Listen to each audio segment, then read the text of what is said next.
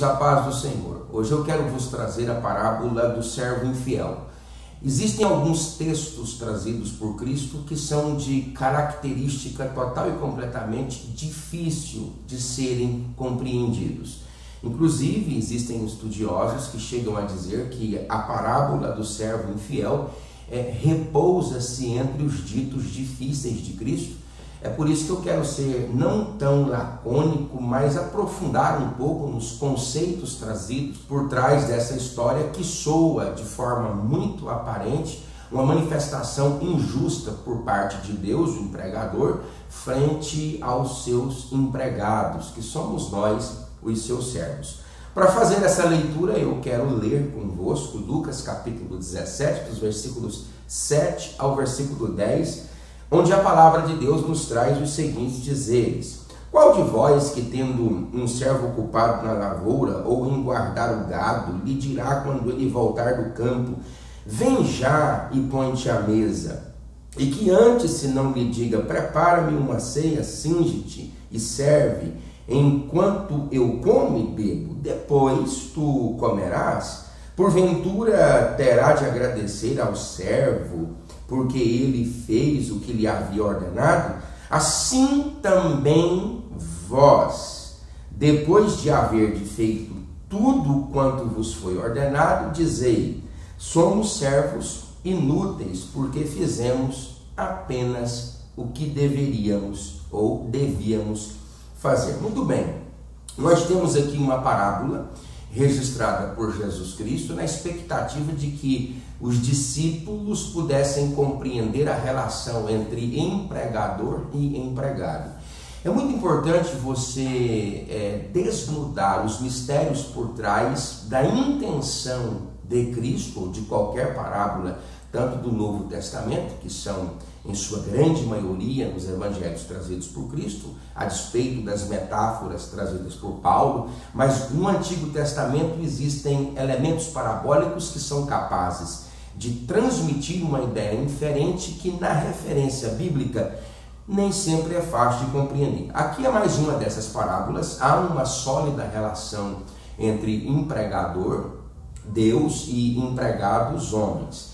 Então, vamos por parte aqui. Eu trouxe 3 critérios comportamentais com relação à capacidade que eu preciso desenvolver para entender essa minha relação no reino de Deus com relação aos serviços prestados. Todos vocês sabem que a palavra hebraica para servo de Deus é oved, que vem de uma terminologia radical que de fato expressa o trabalho escravo, o trabalho do servo, o trabalho agrícola, o trabalho campal.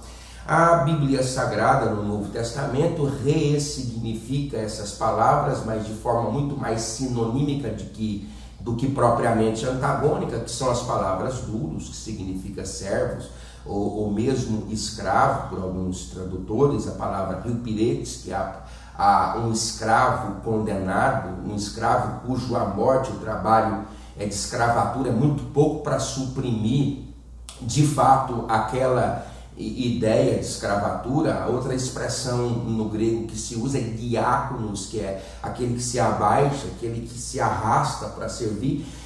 Pois bem, nessa relação com Deus, eu preciso compreender o meu papel de servo, de escravo. Todas as epístolas paulinas, tanto as paulinas como as universais, há esse tipo de tratamento por parte daquele que se apresenta, né? Paulo, servo, Pedro, servo, Tiago, servo.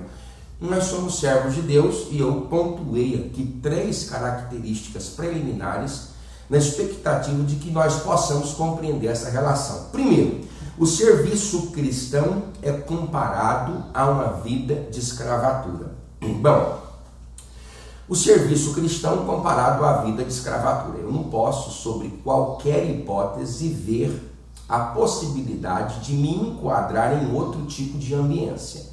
Aqui, principalmente na parábola do servo infiel, como em diversas parábolas bíblicas, o serviço cristão é comparado à vida de escravatura. Daqui a pouco eu vou explicar melhor isso, porque soa muito preconceituoso, principalmente para os tempos odiernos. Segundo lugar, os padrões que norteiam a CLT não funcionam como critérios no reino de Deus.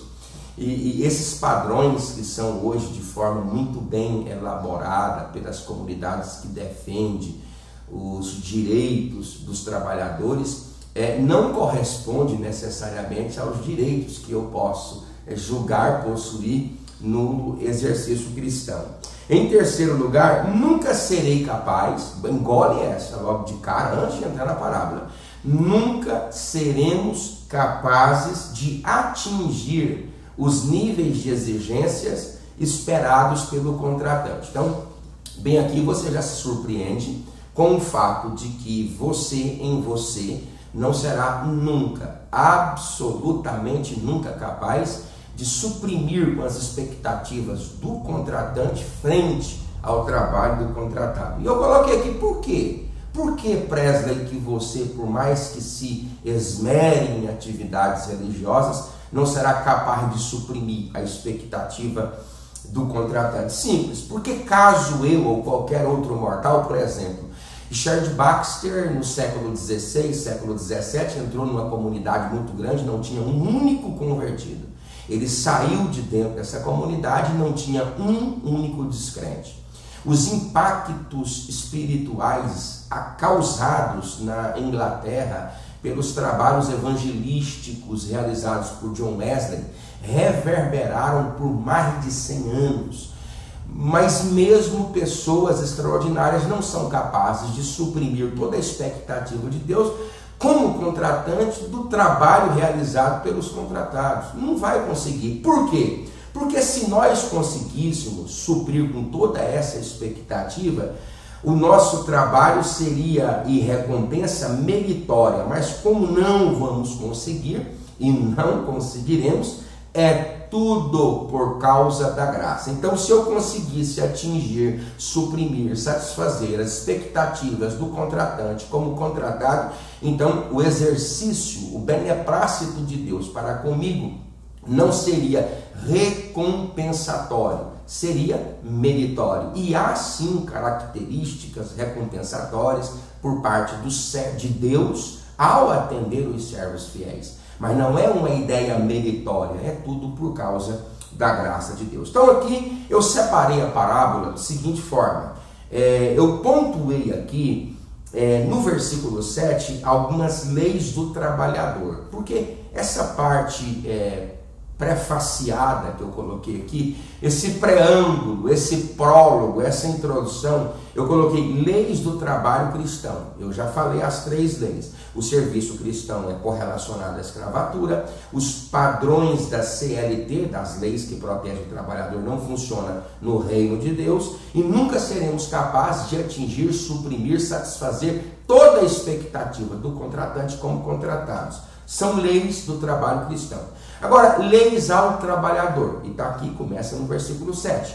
Qual dentre vós, tendo o servo ocupado na lavoura ou em guardar o gado, lhe dirá quando ele voltar, vem e põe-te à mesa? Então, 3 verdades aqui para ser bem lacônico nesse primeiro verso. Compreender que o escravo não tinha vontades próprias, nem direitos próprios e nem preferências. Lembra quando eu trouxe o primeiro tópico do prefácio, lá nas leis do trabalho, onde eu afirmei que o serviço cristão é comparado a trabalhos de escravatura? É exatamente para transferir em mim a realidade orgânica, ocupacional e comportamental de que em eu desenvolvendo qualquer trabalho para Deus, eu preciso compreender que eu não tenho vontades próprias, direitos próprios e preferências. É como que se Deus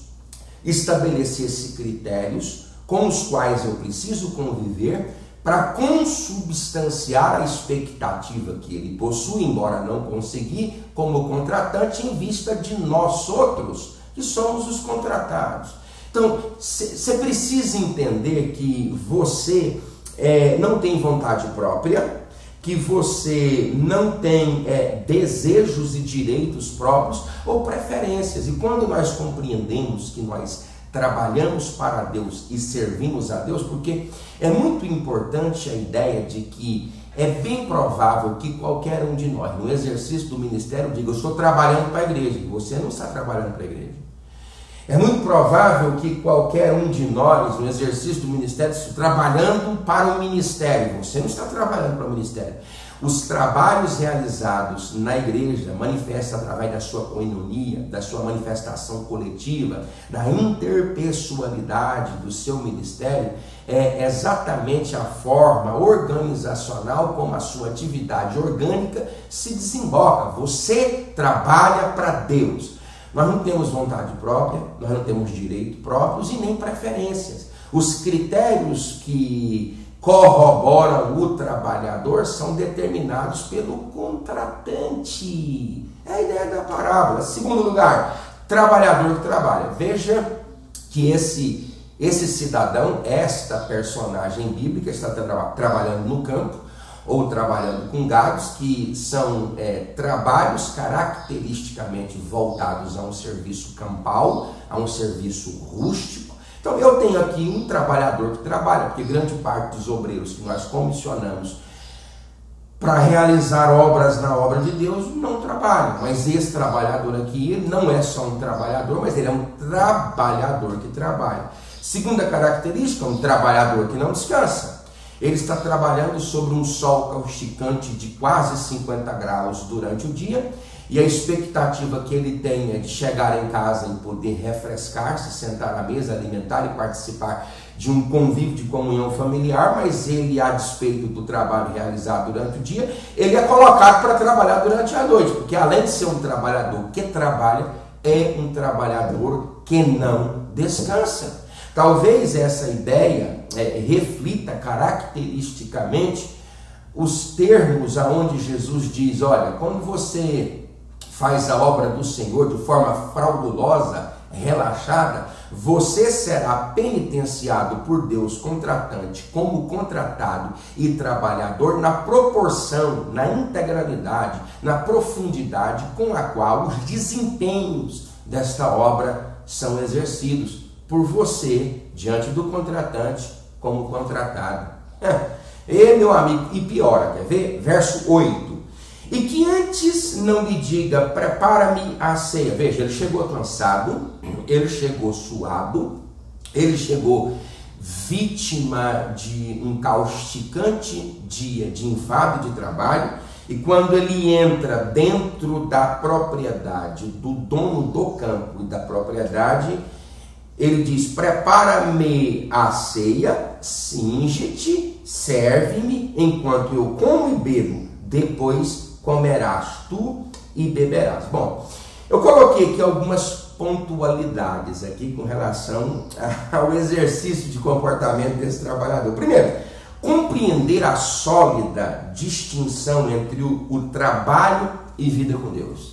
Mas pastor, que absurdo é esse? Sim, compreendermos a sólida distinção. Há um hiato ocupacional, há um hiato comportamental, há uma distância comportamental entre trabalho para Deus e vida com Deus. Notem-se que o verso 7 especifica de forma muito bem clara o trabalho para Deus. Já o verso 8, o trabalho com Deus. Eu me lembro de 1931, quando Deus revelou a Help Marrone, que havia fundado 500 igrejas na Nicarágua, quando Deus lhe disse critérios de comportamento que pudessem evidenciar igrejas fenomenais naquele lugar, na América Central. Deus disse: trabalhe aonde eu estou trabalhando. Deus estava dizendo para Marrone: trabalhe comigo, trabalhe comigo. E é interessante que trabalhar para e trabalhar com é diferente. O cidadão, qualquer um de nós, trabalhamos para Deus, mas temos também em Deus a oportunidade de trabalhar com Deus. Então, trabalhou no campo? Sim. Trabalhou o dia todo? Sim. Esmerou-se em trabalhos profundos no campo e no gado? Sim. Voltou para casa para descansar? Não. Agora vai trabalhar com. Trabalhou para. Agora vai trabalhar com. Com quem? Com Deus. E veja uma outra característica. Veja a primeira coisa que Deus fala para ele: prepara-me a ceia. É preciso estreitar a nossa relação com o dono da obra. É interessante que toda e qualquer manifestação de trabalho, ainda que seja ela profunda e causticante, não se compara à profundidade de uma relação que se manifesta à mesa. Mesa fala de comunhão, querido. Mesa fala de pão, e pão é o maior símbolo de comunhão, tanto vétero como neotestamentário. Nós precisamos compreender que quando Jesus fala, prepara-me a ceia, é a forma dele expressar a minha necessidade que tem de ceiar comigo e eu ceiar com ele. Lembra lá de Apocalipse? Eis que estou à porta e bato. Se alguém ouvir a minha voz e abrir a porta, eu entrarei, cearei com ele e ele comigo. Eu preciso compreender essa plataforma, essa nova plataforma de trabalho que surge como um elemento a posteriori, ou seja, depois de um dia causticante de trabalho.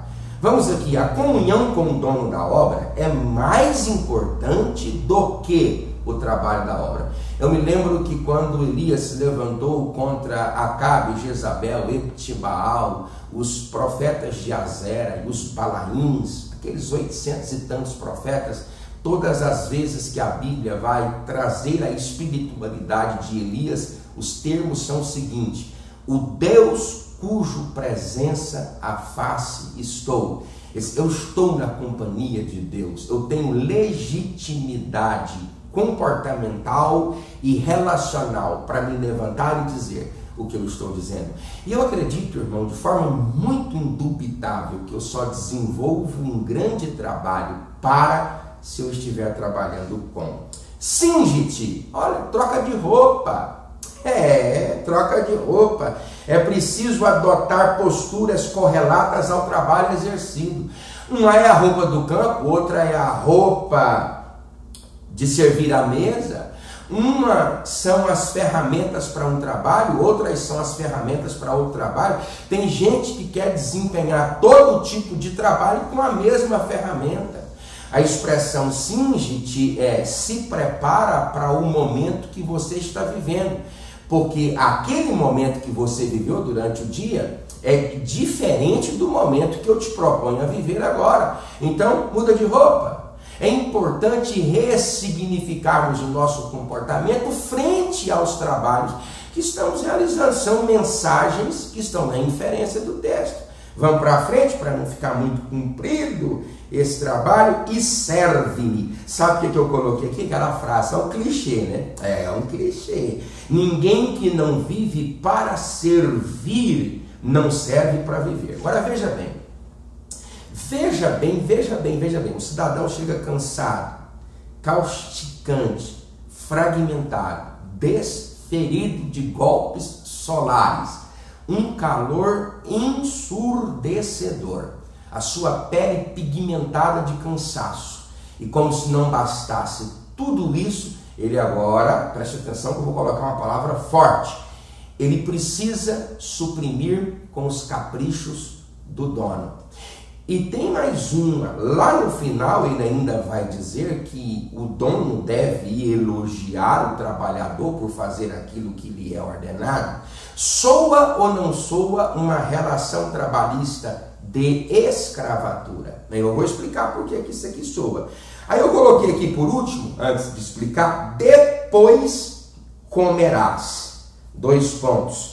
O desejo de ser servido é denunciado pela maneira de servir. Porque o que é que o cidadão diz? Olha, prepara minha mesa, troca de roupa, serve-me, enquanto como e bebo. Depois tu comerás. Aí eu coloquei aqui, o desejo que tenho de ser servido, ele é denunciado na maneira de servir. Porque tem muita gente brigando para ser servido sem querer servir. É muita gente que discute para falar, mas não quer primeiro aprender. Tem muita gente querendo se levantar para ensinar, mas nunca se assentou para aprender. Querido, é importante estabelecermos critérios inferentes que estão aqui escondidos por detrás desta palavra. Aí, veja bem.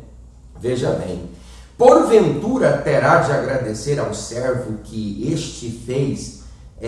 Porventura terá de agradecer o dono ao servo, porque este fez o que lhe havia ordenado. Bom, e aqui é aonde essa correlação empregador e empregado soa um trabalho de escravatura.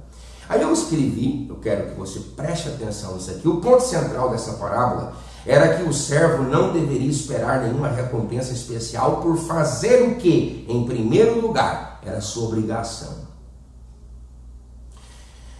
Os exigentes padrões que Cristo estabeleceu nos versículos 1 ao 4 podem ter parecido muito altos para os discípulos, mas representavam tarefas mínimas de um servo de Cristo.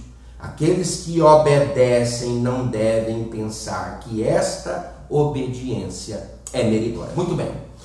Por que essa parábola foi contada? Exatamente para suprimir a expectativa dos discípulos diante do que Jesus tinha falado nos versículos 1 e no até o versículo 4 do mesmo capítulo 17 de Lucas. Lembra que eu já expliquei em alguns vídeos que compreender a parábola de forma profunda e sistemática é compreender o contexto que gera ela. Então, a fala de Jesus com os discípulos trouxe uma estranheza por parte dos discípulos com relação àquilo que Cristo falou. Para justificar a estranheza daquilo que Jesus ordena aos discípulos, é que é contada a parábola do servo infiel. Você quer ver o que ele diz? Olha aqui. Disse Jesus aos seus discípulos: é inevitável que venha escândalos, mas ai do homem pelo qual o escândalo vem. Melhor fora que se lhe pendurasse ao pescoço uma pedra de moinho e fosse atirado ao mar do que fazer tropeçar um dos pequeninos. Jesus está pregando para os discípulos: acautelai-vos. Se o teu irmão pecar contra ti, repreende. Se ele pecar novamente e vier a arrepender, perdoa. Se por 7 vezes no dia pecar contra ti o seu irmão, 7 vezes vier contigo, perdoa-lhe. Então disseram os apóstolos ao Senhor: aumenta-nos a nossa fé. E aí Jesus diminui. Então disse o Senhor: se tiverdes fé como um grão de mostarda, direis a esta amoreira: arranca-te daqui e transporta-te para o mar, e ela vos obedecerá. Bom, isso aqui foi a base de relação entre o Senhor Jesus e os discípulos que geraram a oportunidade dele contar essa parábola, que soa muito mais um trabalho de escravatura frente empregador e empregados. Olha aqui, o que Jesus está dizendo? Jesus está ensinando os discípulos a aprenderem a conviver em estreito e profundo amor.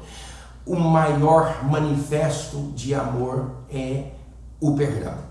E aí alguém vem e te fere uma vez e você perdoa. Ele te fere 2 vezes com a mesma ferida e você perdoa. Ele te fere uma 3ª vez e você o perdoa. Ele te fere uma 4ª vez e você o perdoa. Detalhe: não são vezes esporádicas, todas as vezes no mesmo dia. E quando der a 3ª ou a 4ª vez, dependendo da sua humildade, você vai de forma muito peremptória dizer para quem te agride: sai para lá, bandido, safado, você é louco. Já é a 4ª vez, já é a 3ª, já é a 2ª. Eu não te... Tem gente que não perdoa nem na 1ª. Jesus disse assim: prestem 7 vezes no dia o mesmo crime, o mesmo pecado, contra as mesmas implicações, perdoa. Aí eu te pergunto: o que é arrependimento? Porque o cidadão aqui da fala diz: eu estou arrependido, me perdoa, e eu devo perdoar. Quantas vezes? 7. O mesmo crime, contra a mesma pessoa, na mesma ferida. Os discípulos, escutando isso, pensam: até 2 vezes, tudo bem. Lembra-te de que a comunidade mais ortodoxa no judaísmo, que eram os fariseus e saduceus, admitiam a possibilidade de que durante toda uma vida um homem pudesse ser perdoado 3 vezes. Pedro tentou-se a melhor e disse 7, mas aqui nesse contexto, Pedro disse: não, Senhor, no mesmo dia não dá. Não tem jeito. Até porque o maior símbolo do arrependimento é a conversão. A mudança de atitude é a melhor proposta proposital que eu desenvolvo perante Deus, confessando os meus pecados e dizendo de forma específica: estou arrependido. Caso não haja mudança de atitude, não é arrependimento que eu sinto, é remorso. Então está provado caracteristicamente por A mais B que esse personagem que te fere 7 vezes no dia não está arrependido. Mas a minha missão não é julgar o arrependimento de quem diz estar arrependido. Eu tenho uma ordem, e a ordem de Deus é: perdoa. Perdoa. Se é a ordem de Deus, perdoa. Mas pastor, eu não suporto, perdoa. Aí Pedro, com os discípulos, não dá. Aumenta a nossa fé. É nesse contexto que esse texto aparece. Não é para fazer milagre de multiplicação de pães. Não é para mandar lá sair de pedra. Não. É para conseguir lidar com a possibilidade de aprender a conviver com pessoas que nos trairão em tempos e fora de tempos.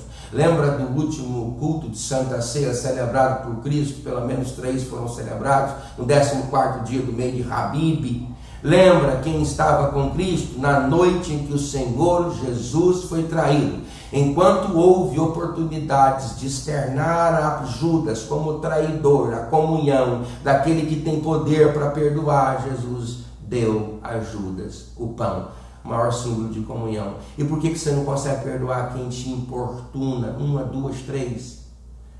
A proposta de Cristo, 7 vezes no dia.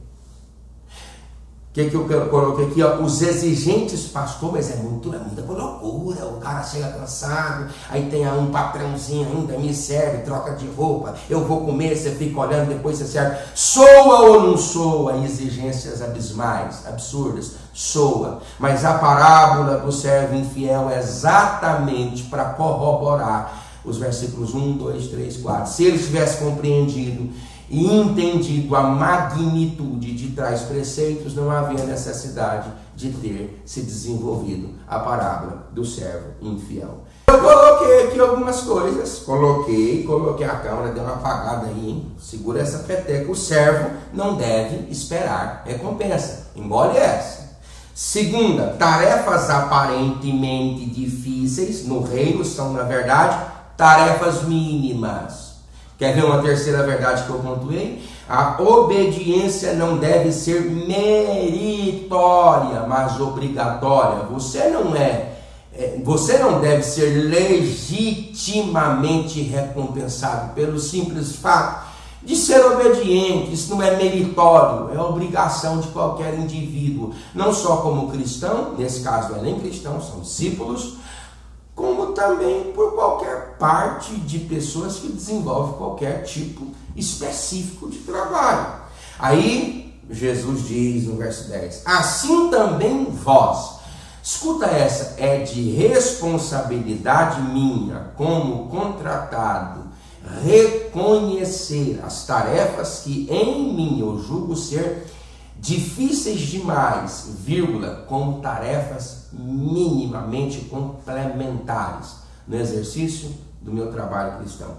Eu me lembro aqui de Inácio de Antioquia, indo morrer, disse: os dentes das feras hão de moer-me para ser apresentado como pão limpo a Cristo, já que padeço pelo seu nome, penso que agora posso ser considerado discípulo do Senhor. Me lembro também de Felicidade, escrava de Perpétua. Perpétua havia sido condenada, a Felicidade estava grávida de um filho com 7 meses no seu ventre. Ela ora a Deus, Deus dá a ela a oportunidade de receber um parto prematuro com 7 meses. Alguns cristãos tomam a criança para criá-lo, e então ela pode, juntamente com a sua patroa Perpétua, morrer no Coliseu Romano, e ela sente alegria por ter sido pisada por touros e mastigada por lobos e leões, e depois transpassada pelo aguilhão do algoz soldado romano. Pastor, isso é absurdo. Eu lembro de Macrina, eu já falei sobre ela aqui no vídeo, expressão fenomenal do 4º século dessa era, influenciou seu irmão, um dos homens mais extraordinários da história do 4º século, na região da Capadócia, Basílio, Gregório de Nazianzus, Gregório de Nissa. foi uma mulher espetacular, juntamente com sua mãe. Emília fundou diversos mosteiros. Ei, trabalhe para Deus, trabalhe para Deus.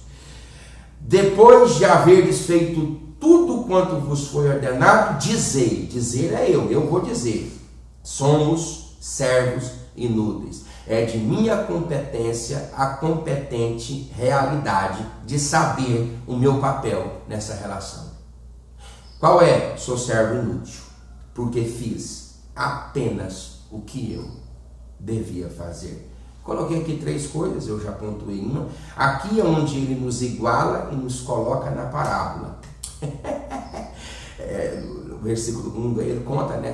Perdoa, ninguém entende. Aí ele conta a parábola e ele me iguala ao cidadão que não compreende os critérios do versículo 1 ao 4 ao descrever essa parábola. Aqui onde ele nos iguala e nos coloca na parábola, mas não como proprietários, e sim como escravos. Dizei, reconhecer que tais valores é de uma responsabilidade horizontal e não vertical. A palavra que é mais bonita é: eu preciso reconhecer. Eu sou servo infiel. Eu sou servo infiel, porque só consigo fazer o que me ordenar. Uma clara repreensão ao veneno sutil da justiça própria, porque às vezes soa muito significantemente uma justiça que nós não temos e que nós não possuímos. Essa parábola é uma clara repreensão ao sutil veneno da justiça própria.